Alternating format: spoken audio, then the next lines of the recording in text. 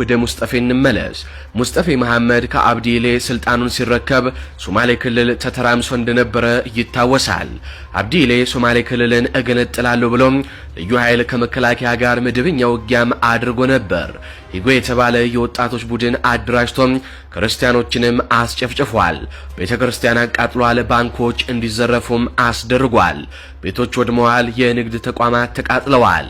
የቀድሞ መከላከያ ገብቶ መስዋዕትነት ከፍሎ አብዲሌን በቁጥጥር ስርም አውሎ እንደነበር ይታወቃል። ሙስጠፌ መሐመድ ያኔ ነው ክልሉን የተረከበው። ብዙ ክልሎች የጸጥታ ችግር ሲያጋጥማቸውና የሰዎች ሕይወት ሲያልፍ ሶማሌ ክልል በሙስጠፌ ጊዜ ግን በአንጻሩም ቢሆን ሰላም ሆኗል። የተቃጠሉ ቤተክርስቲያኖች ተሰርተዋል። የወደሙ ንግድ ተቋማት ቤቶች ተሰርተዋል።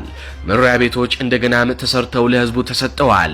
እውነት ለመናገር ሙስጠፌም ከክልሉ ህዝብ አልፎ በሌሎች ክልል ህዝቦች የሚወደድ መሪ ሆነዋል። በዚህም ምክንያት የኦሮሞና የትግሬ ፖለቲከኞች ሙስጠፌን ይጠሏቸዋል።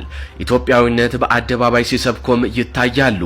ይሄ ደግሞ በጽንፈኞች ኦሮሞዎችና ትግሬዎች አይወደድም። አብይ ሙስጠፌን ከስልጣን ሊያነሳ እንደሆነም ጭምጭምታዎች ይሰሙ ነበር። አብዲሌ ከስር ተፈቶ አብይ እንክብካቤ እያደረገለት ይገኛል። ዘና ብሎም እየኖረ ነው።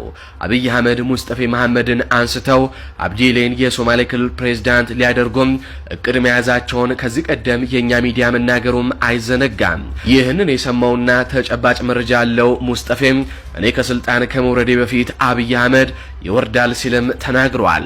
ሰላም የሰፈነበት ሶማሌ ክልል ወደ ትርምስ ቀጠና ሊገባም ተቃርቧል። በኦሮሚያና በሶማሌ ክልል አዋሳኝ አካባቢዎች በተደጋጋሚ ጊዜ በወሰን ይገባኛል ምክንያት ከባድ ውጊያዎች ተካሂደዋል። ባለፈው ጽንፈኛ የኦሮሚያ ሚዲያዎች በተለይ ኦኤምኤን የሶማሌ ክልል ዋና ከተማ ጅግጅጋ የኦሮሚያ ነበር ማለታቸው ሶማሌዎችን አበሳጭቷል። ድሬዳዋ የኦሮሚያ ነች ሲሉ በፓርላማ የተናገሩት አብይ አህመድም በሶማሌዎች ዘንድ ከፍተኛ ተቃውሞ እንዲገጥማቸው አድርገዋል። አሁን ይሄ ውጥረት እያየለ መጥቶ በሙስጠፌና በአብይ አህመድ መካከል ሰይፍ እስከ ማማዘዝ ደርሷል። ሙስጠፌ መሐመድ በዚህ ብቻ ያበቁም። አብይ እኔ ሳያባረረኝ እሱ ከስልጣን ይነሳል፣ ኢትዮጵያም ትበተናለች። ኢትዮጵያ ስትፈርስ እኛ ተጣብቀን አንቀርም፣ የራሳችን ሪፐብሊክ እንመሰርታለን።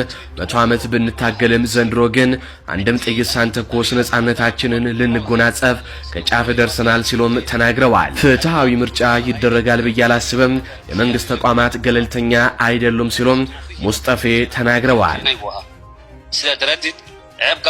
ሙስጠፌ አብይ አህመድን በጦር ለመገልበጥ አሊያስ በፖለቲካዊ ሽኩቻ ለማሸነፍ እንዴት አሰቡ? በቀጣይ አብረን እንመለከተዋለን።